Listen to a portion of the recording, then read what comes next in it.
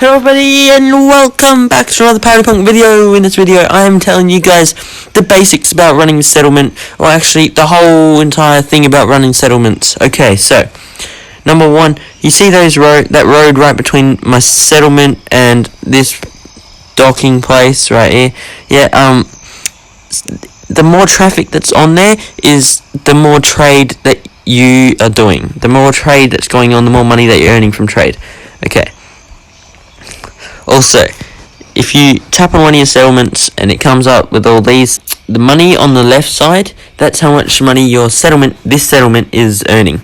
If your money, on the other hand, is going down in negatives, that means this settlement is losing money. But if this is your capital, then all your charges from running your army are being charged to this settlement because it's your capital. See all those white flags right there on the left side under income? Yes, those white flags are how much of your income is getting, spent on your army and your forces. The heads next to that is how much is getting spent on your generals and your main and your agents. That green face is showing how well your public order is going. If your public order is doing really, really bad and your people are probably going to start a riot and fight against you, then it will be glowing red, or just red. If it's yellow, then your people aren't so happy. A riot might start, it might get worse, something's going to happen, you never know. And if it's green, then your public order is going really well, and people aren't going to start a riot, and people are trusting in you. The little green man standing on the right of that is your population. If it's green, your population is still growing. If it's yellow, your population is like barely growing or not growing at all. If it's red, your population is decreasing in this settlement. All that in this settlement. So if you can see over here, my population isn't moving. It's stuck. It's not growing, not shrinking. It's just staying. Not increasing, not just decreasing. Then if you double tap on your settlement, any settlement, just double tap on it, and then it comes up with this. Shows you how much income this settlement's making, the population in this settlement, and it shows you how much you need to upgrade this settlement. It also says how much your official religion is, and how much percent of your settlement is believing in that religion. Then it shows your public order, which is mine is 170%. There's population growth with it, which is going up by 1%. So mine's still growing. That's why it has a little green man there. Okay, then you press this money icon. Also, if you want to change this settlement to your faction's capital, then you press this little black thing right here. If you want to actually see what your place looks like literally go into it, so everything, your whole settlement is 3D, you tap that one. If you want to go see the taxes and what your, even more detail on what your income is and population and public order and population growth, then make sure you press this gold button right here, which I just did now, and this is what it looks like. Okay, we'll start on the top left. See how it says income there? Then it shows how your income is growing up the top and how it is being decreased at the bottom. So, there is farms, poor harvest. So I'm only earning $456 from my harvests, and I'm earning 1,106 denarii from my taxes, and from trade I'm earning 300 denarii. And then there's the admin, which I'm earning 74 denarii. And then you go down here, the salaries for your generals and agents are divided up. So I've talked about that just before, about my other settlement. That's what's paying my generals and my agents, which are like my spies and stuff like that. And then the white flag, that's how much it costs this settlement to run your armies. And then corruption, which means it's costing me 55 denarii to stop corruption, because apparently this settlement's not going so well. Well, it's gone best, but the other one's not, so it's mucking around. To pay for my army, it's costing 531 denarii. Okay, public order. This is how you increase your public order, the top one.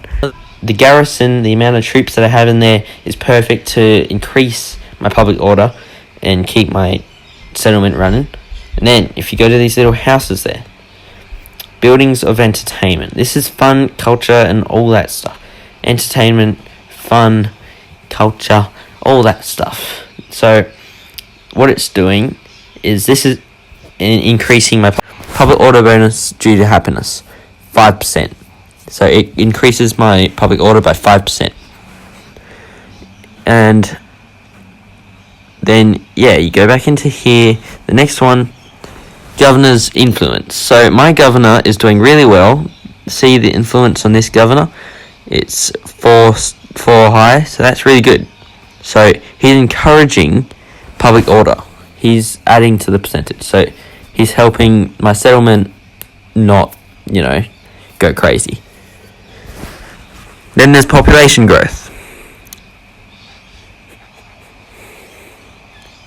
Oh, that one, since my tax rate is there, my tax rate's decreasing it a little bit, but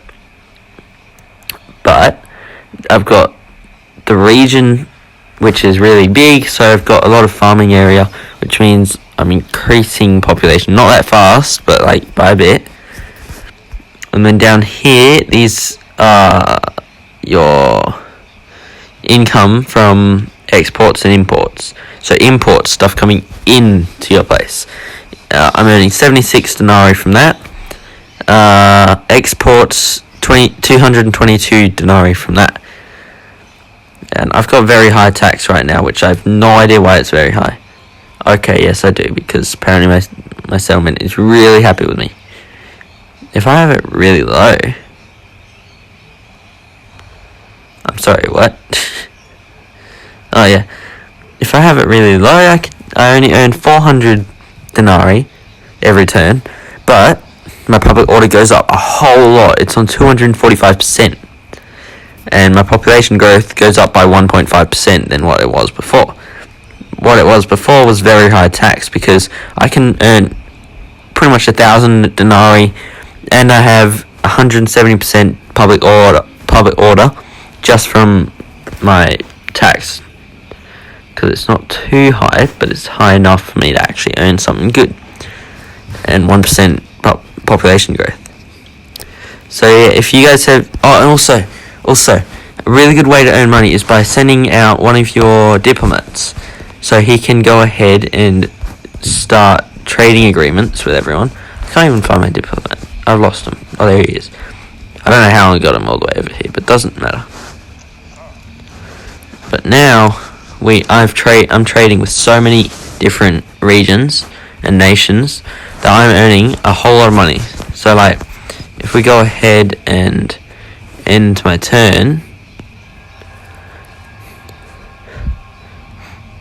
then we can see how much I'm earning. I am actually losing money, but let's just have a look up here. So for my army upkeep, it's costing me 2,500 denarii just to keep my army running, which I should probably work on that. I've got wages, which is 1,800 wages, and on this side, under income, I'm earning 1,000 from farming, 700 from trade, and 2,000 from taxes. So that's doing really well, sort of. I could do better.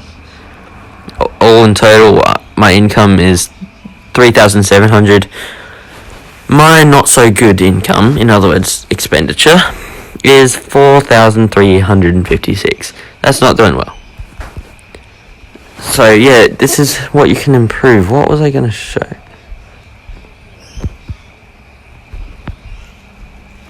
from trade, I'm earning 720. So that's what I mean. The more you trade you have, the more money you earn. It's not too much, but it's enough. It's almost a whole 1,000. So if you just send one diplomat, that costs like 500 to. Oh, actually, it costs 50 to sustain him, to upkeep him. But he's all good with that. He gets paid, so why not?